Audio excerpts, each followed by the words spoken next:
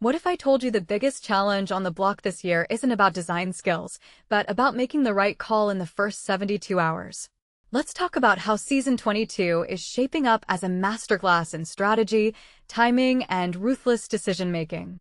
Scott Kim just dropped the most intense game plan yet, and it's going to test every team's ability to think 3 steps ahead. Personally, I think this season is less about who can build the flashiest house and more about who can outmaneuver their competitors in a high-stakes chess match. Let me break it down. Here's the kicker.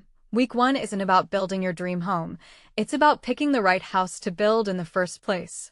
Teams will compete to design a guest bedroom, but not in their own homes. The winners get first pick of any house, while the last-place team is stuck with whatever's left. What makes this really interesting is how this single decision could determine the entire trajectory of the season. Imagine spending months renovating a house only to realize it's the one with the worst layout or the smallest backyard. This isn't just a challenge, it's a psychological battlefield. Teams will have to weigh their strengths, their weaknesses, and their gut instincts in a matter of days. I'm betting the couples with the strongest communication will dominate here. They'll need to align on a strategy faster than anyone else. Now, let's talk money. Each team has $250,000 cash, plus a $40,000 power pass from Bunnings. That's a staggering amount, but here's the catch. The site hours are tighter than ever.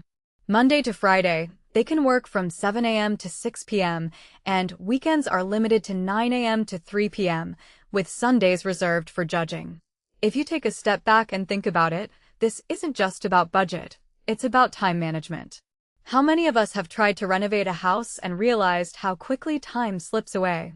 These teams will face the same stress, but on a much larger scale.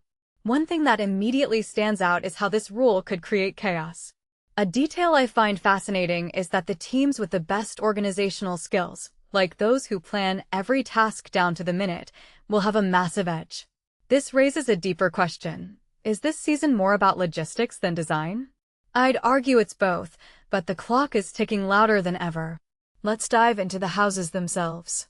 The 5 properties in Mount Eliza are all 2-story gems with ocean views, but the differences are subtle yet critical. Houses 1, 2, and 3 sit on elevated land with 1,000 square meter lots, while houses 4 and 5 have larger blocks, but only partial water views. What many people don't realize is that these differences could make or break a team's success. For example, House 4 is rumored to have the best floor plan, but it's also the one with the most potential for expansion. Courtney and Sev are eyeing it, which makes sense. They're known for their bold, space-maximizing designs. Meanwhile, Rick and Taylor are after House 2 for its tree line and ocean views. But here's the twist, views come at a cost. A house with a great outlook might have smaller rooms or tricky layouts.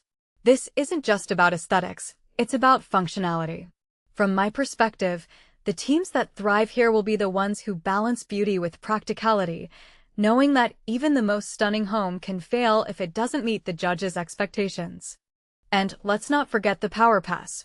With $40,000 in Bunnings credits, teams can splurge on materials, but they'll still need to stretch that budget across 12 weeks.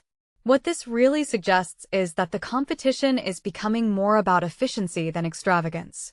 Teams will have to make tough calls, spend more on the kitchen to impress the judges, or save money for the backyard. The answer will define their legacy. I'm curious to see if any team takes a risk and goes all in on a high-end feature, or if they play it safe with a balanced approach. Either way, the pressure is going to be immense. So, what does this all mean for the future of the block? This season feels like a turning point. The rules are tighter, the stakes are higher, and the strategies are more complex than ever. If you take a step back and think about it, this mirrors real-life renovations, where timing, budget, and decision-making are just as critical as the design itself. The Block 2026 isn't just a show about building houses. It's a masterclass in human psychology, resource management, and the art of making the right call when the pressure is on. And that, my friends, is what makes this season so damn exciting.